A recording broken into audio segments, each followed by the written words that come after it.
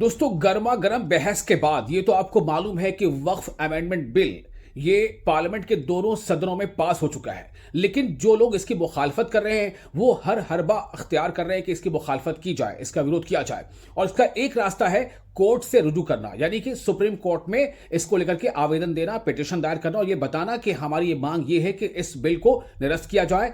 तो अब आपके लिए बताना जरूरी हो जाता है कि इस बिल के खिलाफ कितनी अर्जी, कितनी पिटीशन अब तक कोर्ट में डाली जा चुकी हैं। आपको हम बता देते हैं बिना वक्त गंवाए कि सबसे पहले जो खबर आई थी कि असदुद्दीन ओवैसी, जो ऑल इंडिया मजलिस इत्तेहादुल मुस्लिमीन के चीफ हैं, उन्होंने सुप्रीम कोर्ट से रुजू किया है इस बिल के खिलाफ। उसके बाद कांग्रेस के जो मेंबर पार्लियामेंट हैं मोहम्मद जावेद, उन्होंने भी जो है इसके खिलाफ पिटीशन दायर किया है।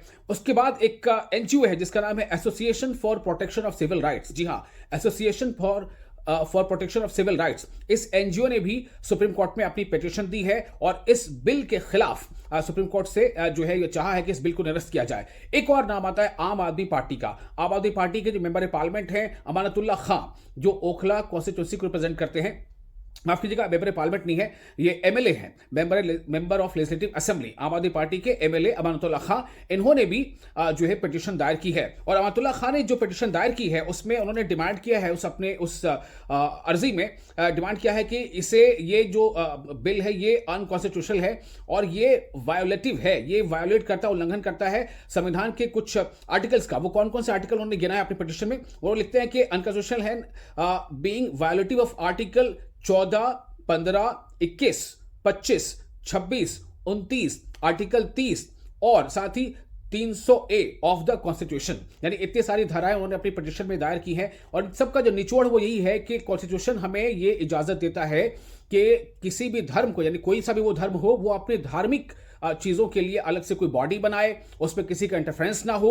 तो ये कहीं ना कहीं धार्मिक जो स्वतंत्रता है हमारे कॉन्स्टिट्यूशन के तहत मिली हुई, उसमें जो है एक कहीं ना कहीं एक रखना है, उसमें एक तरह का ये एक तरह की पाबंदी है। और इसलिए उन्होंने तमाम लोगों ने अपनी पिटीशन में अलग अलग धाराओं को चिन्हित किया है, उल्लेखित किया है और यह बताने की कोशिश की सुप्रीम कोर्ट को कि ये इन धाराओं के विपरीत जाता है, इसलिए इस बिल को निरस्त किया जाए। अब देखना अहम होगा कि सुप्रीम कोर्ट में इसको लेकर के आगे क्या कुछ होता है। फिलहाल ये वो चार अहम नाम है, असदुद्दीन ओवैसी, एमपी मोहम्मद जावेद, एमएलए आम आदमी पार्टी का अमानतुल्लाह खां और साथ ही जो एनजीओ है association for protection of civil rights. इन लोगों ने 4 पिटीशन इनकी तरफ से, यानी कुल 4 पिटीशन अब तक सुप्रीम कोर्ट में जा चुकी है वक्फ अमेंडमेंट बिल के खिलाफ।